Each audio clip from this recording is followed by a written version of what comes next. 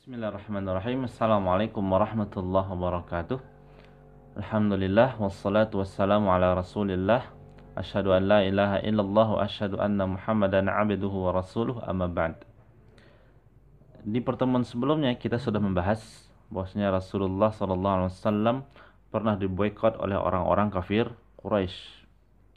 Pemboikotan tersebut terjadi hampir selama 3 tahun. Beliau bersama dua keluarga besar beliau ini diboikot oleh orang kafir Quraisy sehingga mereka pergi ke sebuah lembah yang milik Abu Thalib. Nah, di situ orang-orang kafir Quraisy tidak akan menghentikan pemboikotannya sampai Rasulullah diberikan kepadanya untuk dibunuh. Namun dua keluarga besar Rasulullah SAW terus membela Rasulullah, tidak memberikan Rasulullah kepada orang kafir Quraisy. Nah, sampai pada akhirnya pada bulan Muharram pada tahun 10 kenabian, 10 tahun setelah Rasulullah SAW diangkat menjadi nabi, lembaran yang tertulis dalamnya pemboikotan tersebut dimakan oleh rayap sehingga pemboikotannya menjadi batal. Nah, ini terjadi pada tahun berapa? Pada tahun 10 kenabian. 6 bulan setelah itu, tepatnya pada bulan Rajab, paman beliau Abu Thalib yang senantiasa membela Rasulullah SAW, mendukung Rasulullah SAW, meninggal dunia. Ini mendatangkan kesedihan di hati Rasulullah SAW. Bagaimana tidak, orang yang selalu membela beliau wafat, meninggal dunia.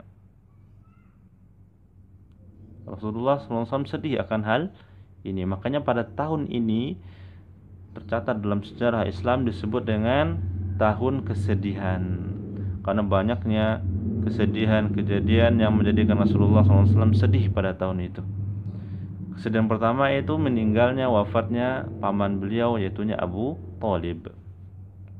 Di saat Abu Thalib akan meninggal, Rasulullah mengajak Abu Thalib untuk mengucapkan la ilaha illallah, agar nanti ini menjadi hujah, menjadi alasan bagi Rasulullah SAW untuk memberi syafaat kepada beliau di hari akhir. Namun di sisi Rasulullah ada juga Abu Jahal yang berusaha bagaimana Abu Thalib tidak mengucapkan kalimat la ilaha illallah. Sampai pada akhirnya Abu Thalib pun memilih untuk tetap berada di agama nenek moyang mereka, yaitunya, dan dia tidak mengucapkan kalimat la ilaha illallah, sehingga Abu Thalib meninggal dalam keadaan syirik, tidak dalam keadaan beriman kepada Rasulullah SAW, tidak dalam keadaan Islam. Maka di sini dapat kita ambil pelajaran bahwasanya sebaik apapun seseorang, kalau ia meninggal dalam keadaan syirik, membawa dosa syirik, maka seluruh kebaikan yang telah dilakukannya ini tidak bermanfaat sedikit pun untuknya dari kiamat. Makanya kita harus sekuat tenaga menjauhi dosa syirik ini, karena dia bisa menghapus seluruh amal ibadah yang telah dilakukan. Selanjutnya, pada bulan Ramadan, Rajab, Sya'ban, Ramadan, pada bulan Ramadan, istri beliau yang sangat beliau cintai yang bernama Khadijah radhiyallahu anha juga meninggal dunia. Tambah lagi kesedihan Rasulullah sallallahu alaihi wasallam. Istri yang selalu membela Rasulullah, mendukung Rasulullah, sekarang tiada, wafat, meninggal dunia.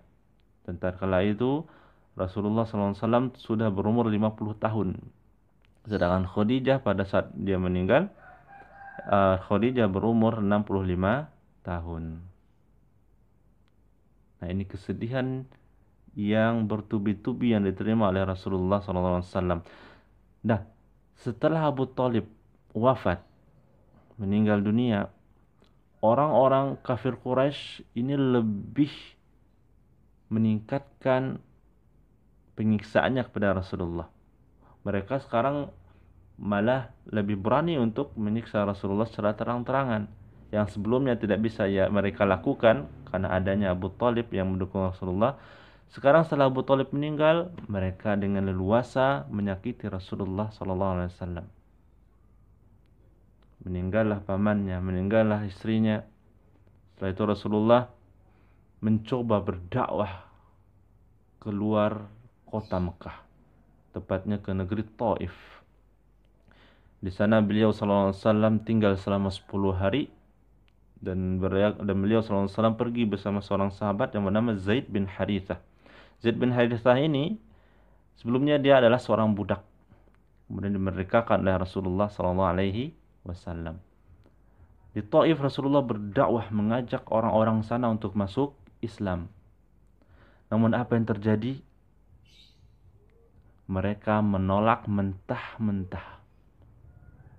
Jangankan menerima dakwah beliau SAW, bahkan Rasulullah di sana dicaci, dimaki. Bahkan sebelum Rasulullah keluar dari kota Taif, mereka melempari Rasulullah dengan batu, sehingga sendal yang dipakai Rasulullah SAW itu berlumuran darah. Ya Allah, seperti itu perjuangan Rasulullah SAW. Zaid bin Harithah yang di sisi Rasulullah berusaha melindungi Rasulullah SAW, sehingga ia pun mendapat luka di bagian kepala. Keluarlah Rasulullah dari kota Taif dengan tak seorang pun yang beriman kepadanya pada waktu itu. Nah, ini terjadi pada tahun 10 kenabian, 10 tahun setelah Rasulullah SAW diangkat menjadi seorang nabi. Nah, seperti ini perjuangan Rasulullah SAW menegakkan dakwah Islam. Makanya kita sebagai umatnya harusnya malu kepada Rasulullah SAW. Beliau yang sudah berjuang mati-matian menegakkan Islam, kita harusnya juga berusaha menegakkan agama Islam, berusaha menegakkan sunnah-sunnah Nabi Sallallahu Alaihi Wasallam. Nah, untuk itu adik-adik Muslim semua, teruslah bersemangat dalam belajar menuntut ilmu agama. Dan semoga dengan usaha kita itu menandakan bukti cinta kita kepada Rasulullah Sallallahu Alaihi Wasallam. Ya, semoga pelajaran pada hari ini bermanfaat untuk adik-adik Muslim semua.